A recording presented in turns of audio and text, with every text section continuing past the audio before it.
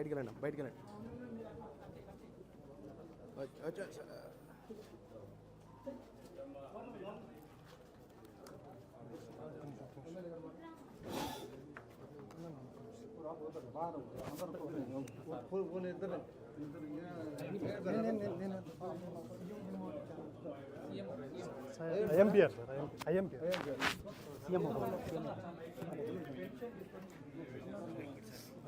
మీ husband చనిపోయాడు? Corona వచ్చి చనిపోయాడా? Corona సమయంలో సెకండ్ వేవ్. అంటే ఎంత ఏజ్ ఎంత అప్పటికైంది? ఏమన్నా అలవాట్లు ఏమైనా ఉన్నాయా? తాగుడు కానీ అవన్నీ?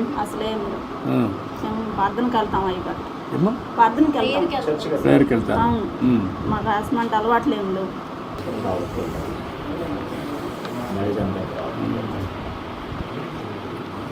ఇప్పుడు మీ ఇంటి మీద సోలార్ పెట్టిస్తే పెట్టుకుంటారమ్మా? సోలార్ పెట్టిచ్చేస్తే కరెంట్ బిల్లు కట్టే పని ఉండదు. ఇంకేంటమ్మా, ఏంటి చెప్పండి మీ కష్టాలు? మా బాబుని చదివించుకోవాలనుకుంటున్నాను. ముఖ్యంగా వాళ్ళ కోసమే నేను ఇంత ప్రయాసపడుతున్నాను. నా బిడ్డల కోసమే, ముఖ్యంగా నా బిడ్డలు చదివించుకోవడం కోసం.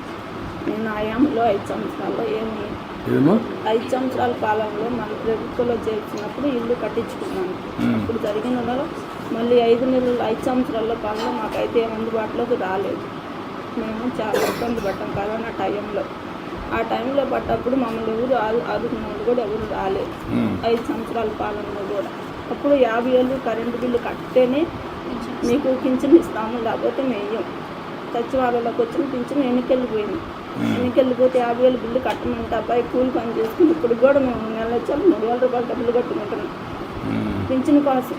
50,000 తెచ్చి అప్పుడు మాకు సచివాలయంలో పింఛన్ ఇచ్చారు 50,000 కరెంటు బిల్లు కడితేనే. ఆ 50,000 కట్టుకుని ఇప్పుడు నేను అప్పుడు 2,750 రూపాయలు పింఛన్ తీసుకుంటున్నాను. ఇప్పుడు 4,000 వచ్చి నాకు అయ్యగారు నా బిడ్డని 4,000 రూపాయలు పెట్టి నా బిడ్డ నేను పోషించుకొని చదివించుకుంటున్నాను. అబ్బాయి తెచ్చిన 200 జీవిత ప్రకారం మేము ఇంట్లో ఆయుధ ప్రకారం వాడుకున్న ఎట్నా సార్ బాబుని చదివించుకునే సామతికి మేము ఇప్పుడు ఇచ్చిన డబ్బులు పెట్టి మేము వాడుకున్నాం. బాగా చదివించమ్మా పాపని, మంచి భవిష్యత్తు ఉంటుంది. డాక్టర్ అవుతావా? నమ్మకమేనా? నువ్వు కూడా టైం ఉన్నప్పుడు చదువుకోకూడదు పార్ట్ టైం. నువ్వు ఇంటర్మీడియట్ ఏం చేసావు అప్పుడు? పాస్ అయినావు. ఇంటర్మీడియట్ ప్రైవేట్ ఇది చేస్తే నీకు క్వాలిఫికేషన్ కూడా వస్తే వ్యాపారానికి కూడా నీకు ఉపయోగపడుతుంది. ఇంటర్మీడియట్ పాస్ అయ్యావు అనుకో, దెన్ డిగ్రీకి వెళ్ళు. కొద్దిగా టైం స్పెండ్ చేయి. నువ్వు పాలిటెక్నిక్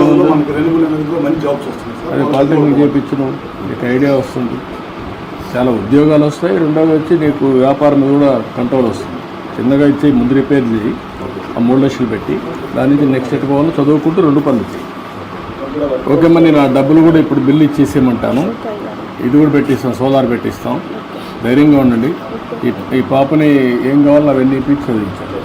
నాకు ఎంబీబీఎస్ చేసేట్టుగా మీరు మెంటరింగ్ చేయాలి. రేపటి నుంచి ఈ పాపని జిల్లా అడ్మినిస్ట్రేషన్లో ఉండాలి. ఒకటి టేక్ లాజికల్. ఓకే అమ్మా, బాగా చదువుకోవాలి. రండి తీసుకోమ్మా.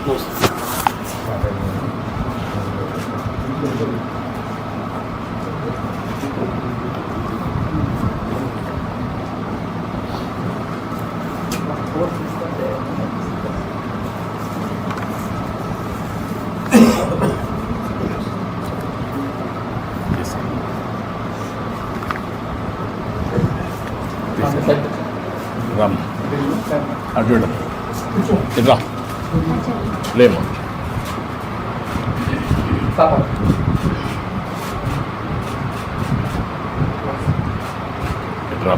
ఇట్రండి పిల్లలు ఇట్రండి.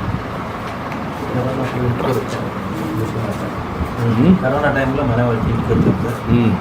ముందా నేను దగ్గర కాలేసి ఎవరు రాలి బయటికి మన కార్యకర్తలు వచ్చారు. రమేష్ గారు ఓకే అమ్మా, వెరీ గుడ్ అమ్మా. ఓకే అమ్మా, గుడ్. Thank you.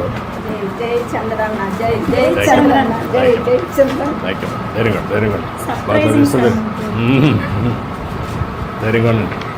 మీకు మళ్ళా కేటగరైజేషన్ వస్తుందమ్మా. ఇప్పుడు మాలామదిలో కూడా కేటగరైజేషన్ తీసుకొస్తాం, దాంట్లో కూడా మీకు బెనిఫిట్ వస్తుంది. బాగా చదువుకో పైకి వస్తావు. నువ్వు బాగా తెలివిగా ఉన్నావు, నువ్వు ఇంకా బాగా చదువుకోవాలి, కష్టపడాలి. ఇప్పుడు కష్టపడితే జీవితాంతం సుఖపడతావు. కష్టపడతావా? నమ్మకమేనా? ఏంటంటే నువ్వు సెట్ అవుతావా?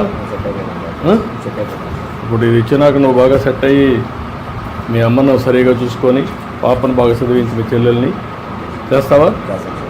ఓకే.